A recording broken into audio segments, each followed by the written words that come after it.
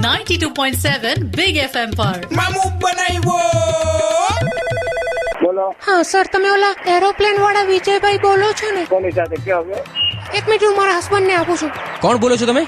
તમે કોણ બોલો? પરાગ બોલું છું. એ કાકા બાપાની જે બોલતા હોય મારે કાંઈ લેવા દેવાની જરૂર નથી. એમ નહીં, તમે વિજય બોલો છો ને?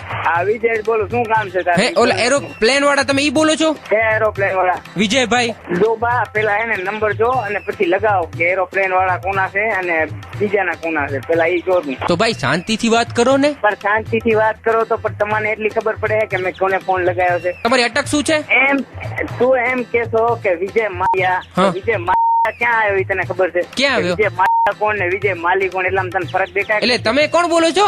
એમ નહીં, તે ફોન ક્યાં લગાવ્યો? બેંકમાં નથી લગાવ્યો કઈ. તો તે નંબર ક્યાંથી લીધા ઈ કેને મને? ઈ તો મેં ટિકિટ માંથી લીધા. કઈ ટિકિટ માંથી? પણ તમે કોણ બોલો છો ઈ કયો ને. કઈ ટિકિટ માંથી લીધા ઈ કેને પણ તું મને? એસટી ની ટિકિટ માં થોડી હોય કઈ નંબર એના. હા તો કઈ ટિકિટ માં મને કેને તું? તો પ્લેન ની ટિકિટ માં જ હોય ને. એમાં પ્લેન ની ટિકિટ માં નાખીને મારા નંબર શું કરવા નાખે? ઈ તો આપણે હું લખીએ. એવો બિઝનેસમેન મોટો તો શું નહીં. તો તમે ગુસ્સે શું થાવ છો એમાં? ઓકે, તમે કોણ વિજય માલીએ બોલો છો ને? હા વિજય માલી જ બોલું હું. હે? હા વિજય માલી જ બોલું. હા, ઓલા એરોપ્લેન વાળા ઈ? એરોપ્લેન વાળો નથી બોલતો. તો તમારું નામ તો કઈક એવું જ છે. હા નામ એવું હશે પણ બાયડીને ફોન ના દેવાય ને. તમારે જ વાત કરાય ને. પેલા બાયડીને શું કરવા દેવો જોઈએ?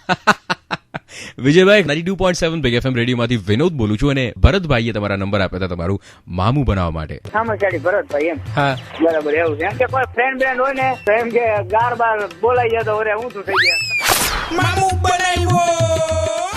જો આવી રીતે તમે કોઈનું મામું બનાવવા માંગતા હો તો ફટાકથી એસએમએસ કરો FM 927 સ્પેસ મામું સ્પેસ તમે જેનું મામું બનાવવા માંગો છો એનું નામ, એના ફોન નંબર અને શું કરે છે સ્પેસ તમારું નામ લખી 55454 ઉપર મોકલાવી આપો. સાંભળતા રહો 92.7 બિગ એફએમ. વિનોદની સાથે બોલો. સુનો સુનાવ લાઈફ બનાવો.